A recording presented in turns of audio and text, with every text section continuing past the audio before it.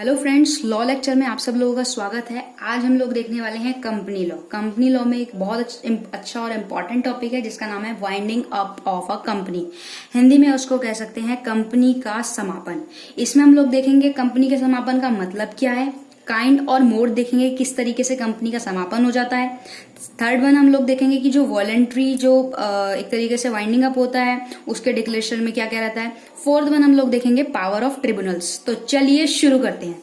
सबसे पहले बात करते हैं कंपनी का परिसमापन या समापन। Winding up of a company कहते किसको है? तो winding up of a company का जो मतलब है उसका ये है कि जब कंपनी की वाइंडिंग अप एक इस तरीके की प्रोसीजर है जहां पर कंपनी का कानूनी अस्तित्व जो है, लीगल स्टेटस जो है वो खत्म कर दिया जाता है। हमने कहा ना कि जो हमने पहले पढ़ा था कि जो कंपनी होती है उसका एक लीगल स्टेटस होता है, लीगल आइडेंटिटी होती है, सेपरेट होती है, और जो पर्सन है उसके मेंबर है उनकी अलग होती है।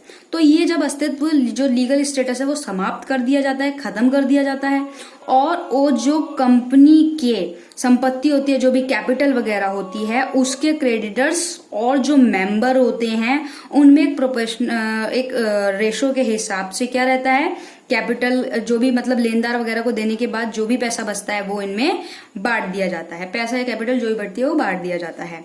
अब ये काम करता कौन है? ये काम कंपनी का लिक्विडेटर या हिंदी में आप इसको कह सकते हैं समापक। तो समापक के हम एक अलग वीडियो बना लेंगे, लिक्विडेटर क्या होता है। फिलहाल हम यही जानते हैं कि एक पर्सन है जो नियुक्त किया जाता है जिसको हम लिक्विडेटर कहते हैं। अब बात करते हैं काइंड्स ऑफ मोड की। काइंड्स या मोड्स एक ही बात है। तो as per section 270 of companies act 2013 में प्रोसीजर दिया हुआ है कंपनी के वाइंडिंग अप का, समापन का। कैन भी इनिशिएट कर सकते हैं दो तरीके से, आइदर बाय द ट्रिब्यूनल्स के द्वारा कंपनी का डिसोल्यूशन कंपनी का वाइंडिंग अप हो जाए, या वॉलेंट्री। तो वॉलेंट्री जो होता है वो होता है ऐच्छिक, यानी कि कंपनी खुद की मर्जी से होती है। और बाय दी ट्रिब्यूनल्स का मतलब होता है कि जब ट्रिब्यूनल्स के द्वारा जो कह सकते हैं आप, ट्रिब्यूनल्स के द्वारा मतलब हिंदी में अधिकरण द्वारा जो समापन होता है तो वो।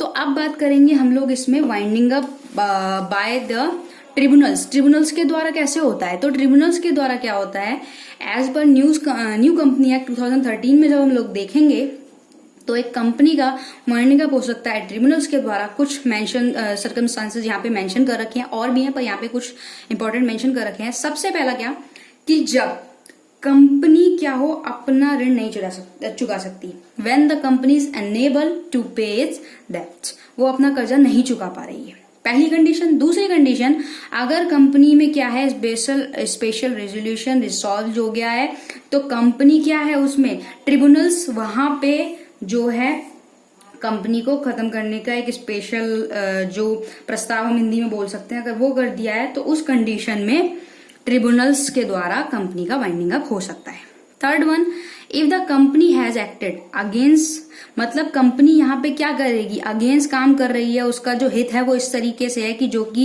इंडिया की जो मॉरलिटी है या इंटीग्रिटी है उसको हार्म कर रही है, और क्या है जो सिक्योरिटी है, स्टेट की सिक्योरिटी है उसको हार्म कर रही है, उसके अगेंस्ट है। तो और इस तरीके से स्पॉइल कर रही है फ्रेंडली या रिलेशन, इस तरीके से जो कि फॉरेन और नेबर जो कंट्री है हम लोगों की, उनके रिलेशन में स्पॉइल कर रही है, तब उस कंडीशन में भी कंपनी का डिसोल्यूशन हो सकता है बाय दी ट्रिब्यूनल्स। फोर्थ है, if the company has not filed it's financial statement जो है और एनुअल रिटर्न जो होता है, ठीक है ना, वो जो प्रोसीडिंग है, जो 5 कंसेक्यूटिव फाइनेंशियल ईयर होते हैं वो फुलफिल नहीं कर पाती, वो फिल नहीं करती, तो उस कंडीशन में कंपनी को ट्रिब्यूनल्स के द्वारा वाइंडिंग अप कर दिया जाता है, कंपनी का समापन कर दिया जाता है। अब बात करते हैं फिफ्थ पॉइंट की, if the tribunal by any means, जो भी इस तरीके की चीजें होती हैं, इस तरीके के काम होते हैं कि भाई पिछले 5 साल में आपने नहीं दिखाया, ठीक है, पिछले 5 साल में आप लोगों को अपना पूरा ब्यौरा वित्तीय विवरण दिखाना चाहिए था पर आप नहीं दिखा पा रहे, तो उस कंडीशन में कंपनी जो है वाइंडिंग अप हो जाएगी बाय दी ट्रिब्यूनल्स। फिफ्थ में भी है कि अगर इस तरीके की जो ट्रिब्यूनल्स हैं वो उन तरीकों उनको कुछ ऐसा दिखता है कि आप जो है वो जस्ट और इक्विटेबल के जो कंपनी है वो नहीं कर पा रही है, तो उस कंडीशन में भी ट्रिब्यूनल क्या करेगा, कंपनी को वाइंडिंग अप कर देगा, परिसमापन करवा देगा। आप बात करते हैं, ये तो हमने देख लिया कि कंपनी का परिसमापन कैसे कैसे किस किस कंडीशन में होता है। अब उसमें क्या है कि अगर कंपनी का जो भी है मतलब कौन सी वो कंडीशंस हैं जहां पे वो चुका नहीं पा रही है। तो पहले हम लोग ये देखेंगे कि कंपनी क्या है। कंपनी को 21 दिन का टाइम मिलता है और 21 दिन के अंदर अंदर उसको अपना जो कर्जा है वो चुकाना पड़ता है। अगर वो नहीं चुका पाती तब उस कंडीशन में होगा। दूसरा पॉइंट ये बनता है कि कंपनी के अगेंस्ट अगर किसी कोर्ट ने या ट्रिब्यूनल्स ने डिक्री वगैरह निकाल दी है तो उस केस में या तो पूर्ण रूप से या थोड़ा सा आंशिक रूप से पूरा नहीं किया तब। तीसरा पॉइंट हमारा ये देखने को मिलता है कि कंपनी जो है अपना डेट नहीं चुका पा रही है तो इसके निर्धारण में कंपनी जो है वो क्या करेंगे, कंपनी का वाइंडिंग अप कर देंगे। उसके बाद बात करते हैं voluntary winding up of a company. Second method इसमें होता है कि ऐच्छिक यानी कि इच्छा से हो रहा है। तो कंपनी जो है वाइंडिंग अप वॉलेंट्री मैटर कर सकती है by the mutual decision of members के यहाँ पे म्यूचुअल डिसीजन देखने को मिलते हैं। तो वो दो कंडीशन यहाँ पे दिखा दिए। The company passes a special resolution से पास कर देगी, एक स्पेशल जो प्रस्ताव है उसके द्वारा क्या करेगी कंपनी कि भाई हमें तो कंपनी हमसे चल नहीं रही है जो भी चीजें हैं, तो स्पेशल रेजोल्यूशन होगा तब कंपनी। या दूसरी चीज कहाँ आती है, जनरल मीटिंग होगी। जनरल मीटिंग में पासेज होगा रेजोल्यूशन और प्रस्ताव को जो है पास कर दिया जाएगा कि वाइंडिंग अप करना है। और यहाँ पे एक चीज देखने वाली है कि अब जो भी कंपनी का जैसे एओए और एमओए हमने पढ़ा था ना, तो कंपनी के जो अंतर नियम है उसके अनुसार जो कोई भी घटना थी कि भाई ये होगा, अगर कंपनी में इस तरीके की कोई चीज हो जाती है, कोई इवेंट है ये हो जाएगा, तो हम कंपनी जो है आर्टिकल्स में अगर प्रोवाइड है तो भाई प्रोवाइड के हिसाब से जो है कि हम अगर कुछ ऐसा इवेंट होता है, कोई ऐसी चीज होती है, तो हम कंपनी को डिसोल्यूट कर देंगे, समापन कर देंगे। थर्ड वन इज बात है declaration of solvency in case of proposal of winding up voluntary. 306 में 5 में है देखने के लिए।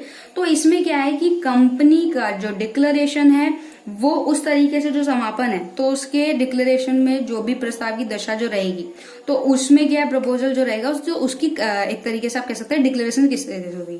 तो पहला तरीका तो ये होता है कि जहां पर कंपनी क्या है कि अपनी इच्छा से कर रही है, वॉलंटरी कर रही है, ठीक है ना, तो वहां पे जो कंपनी के डायरेक्टर होंगे, ठीक है, डायरेक्टर होंगे या बोर्ड ऑफ डायरेक्टर होंगे, ठीक है ना, दोनों हो सकते हैं। तो इसमें क्या है कि इसमें उन लोगों की पूरी एक बहुमत होगा, एक मेजोरिटी होगी, उसके हिसाब से जो है कंपनी का डिसोल्यूशन होगा। दूसरी बात एसेंशियल एलिमेंट ऑफ डिक्लेरेशन, कौन कौन से एलिमेंट चाहिए होते हैं डिक्लेरेशन के लिए। तो नंबर 1 कंपनी के जो समापन है उसके लिए या तो जो आपने मतलब आज इस तरीके का बिल पास किया, प्रस्ताव किया, प्रपोजल रखा, आज से लेके आज के बाद नेक्स्ट जो 5 वीक होंगे उसके अंदर अंदर ना की गई हो, ठीक है ना, और उस तिथि से पहले जो है आपने रजिस्ट्रेशन जो है पंजीकरण के लिए जो है अपनी वो ना दी गई हो। दूसरी बात कंपनी में इसकी घोषणा जो है कि कंपनी का परिसमापन किसी व्यक्ति या और भी जो मेंबर्स होते हैं उनको ये इंटेंशन नहीं हो कि उसको धोखा देने के लिए आप समापन कर रहे हो। अगर ऐसा करते हो तो डायरेक्टर और बोर्ड ऑफ डायरेक्टर को पनिशमेंट मिलती है। तीसरी बात यह है कि कंपनी की जो एक ऑडिट रिपोर्ट होती है ना, ऑडिट रिपोर्ट आपने जो है दिखाई हो कि कंपनी में ये है, इस तरीके की चीजें हैं, तो जो ऑडिटर होता है, ऑडिटर जो है, ऑडिटर को हिंदी में आई थिंक हम लोग बोलते हैं अंकेक्षक करके कुछ बोलते हैं, तो वो जो है उसके हिसाब से जो रिपोर्ट बनेगी उसमें देखा जाएगा कि भाई क्या क्या खाता था। तो जो भी ऑडिट रिपोर्ट जो बनेगी वो सारी देखने को मिलती है कि कंपनी की जो संपत्ति है या जो भी है उसमें सारा पूरा विवरण होता है, लायबिलिटी, ड्यूटी, सब चीजें होती हैं। अब उसके बाद क्या है कि अब यहाँ पे ये देखना है कि कंपनी की जितनी भी कैपिटल है या जो भी रजिस्टर्ड जो भी कैपिटल बनाई गई है उसका जो एक रिपोर्ट है उसके साथ ना दी गई, ठीक है। तो ये चीजें अब क्या है, पेनल्टी मिलती है कि अगर थर्ड वन इज पेनल्टी, भाई अगर आप ये चीज नहीं करोगे तो पेनल्टी क्या है कि कंपनी में क्या है कि जो भी इस तरीके का ऐच्छिक समापन हो रहा है तो ये नहीं है कि आपने किसी ऋण का भुगतान करने के लिए सजा के वो दोषी नहीं होगे। इसमें दोषी बनते हैं जो कंपनी की संपत्ति पे इस तरीके की जो अगर बेचते हैं या डिसोल्यूशन करते हैं तो उनको 3 साल से लेके अप टू 5 ईयर तक की पनिशमेंट रहती है कि जो भी उनको पनिशमेंट है, या उनको फाइन भी लगता है या फाइन और पनिशमेंट बोथ दोनों मिलती है। उसके बाद बात करते हैं पावर ऑफ ट्रिब्यूनल्स की। वैसे तो ट्रिब्यूनल्स की पावर बहुत है अकॉर्डिंग टू 272 में अगर देखें तो, पर यहाँ पे क्या है, ट्रिब्यूनल्स जो है ऑर्डर करते हैं फाइलिंग मतलब अगर एक तरीके से देखा जाए खर्चा है या जो भी है तो उसके बगैर भी जो रद्द हो जाएगा। दूसरा ये है कि कंपनी का जो समापन होगा वो एक प्रोविजनल के रूप में होगा और जो लिक्विडेटर है वो उसको नियुक्त करेगा। तो इसमें क्या है, ट्रिब्यूनल्स में ऑर्डर क्या रहेगा, filing statement of affair by the company. इसमें क्या है, जो प्राधिकरण एक तरीके से आप बोल सकते हैं, तो वहां पे क्या है कि पहले से ही समापन के लिए एक जो है फाइलिंग हो जाएगी, फाइल चली जाएगी, याचिका फाइल जो होती है, स्टेटमेंट फाइल जो है वो चली जाएगी। और अगर इस तरीके से जो प्राधिकरण है, जो ट्रिब्यूनल्स हैं, वो संतुष्ट हो जाते हैं तो कंपनी के समापन के लिए पहली दृष्टि से देखते हैं कि वो भाई समापन कर दो, और उसकी विवरण के साथ की जो डेट होती है वो 30 दिन के अंदर अंदर करनी होती है कि भाई ये चीजें हैं, तो ट्रिब्यूनल्स उसमें कर देता है, ट्रिब्यूनल्स को ये पावर है। सेकेंड वन हम बात करते हैं consequences of not filing statement of affair.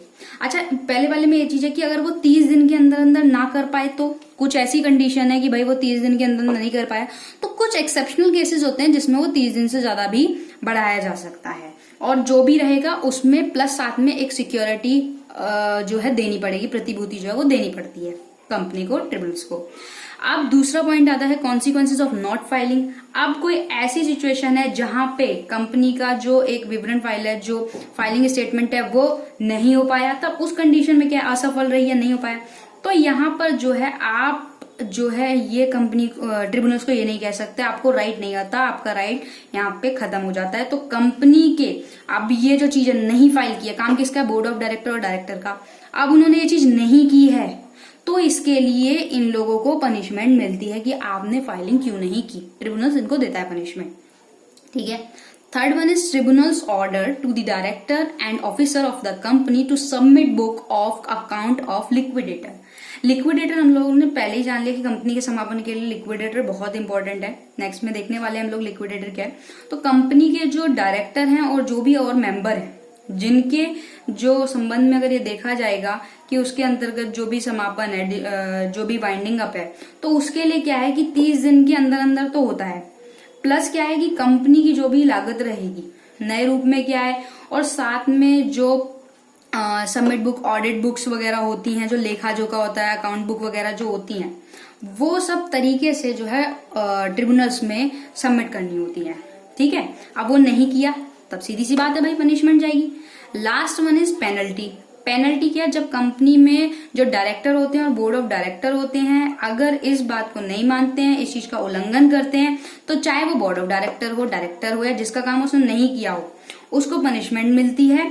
जैसे कि 6 मंथ की पनिशमेंट होती है, या उससे मतलब मैक्सिमम जो है अप टू 6 मंथ की हो सकती है।